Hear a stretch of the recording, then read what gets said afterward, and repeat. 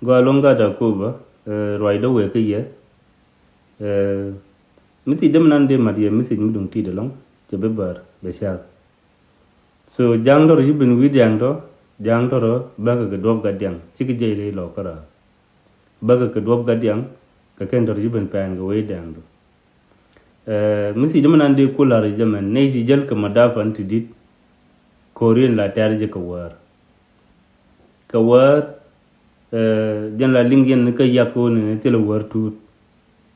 war tele wo ingan wa tele wo ngan wut gaza la ne wona ne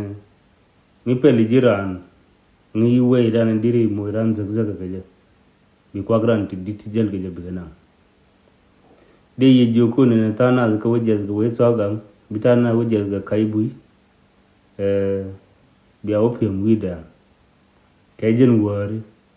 korwar gwa long te jek ko sel mut pam bi ne nan biya ro yu benna ta ka ke biya ga joy tel ke dam tel ke kor mi dong bi ke ngal lok tel je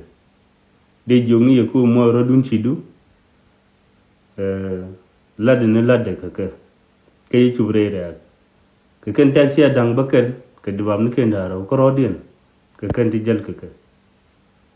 ya chuti de tere lo ko ti chig bi so mi si da be chongo no just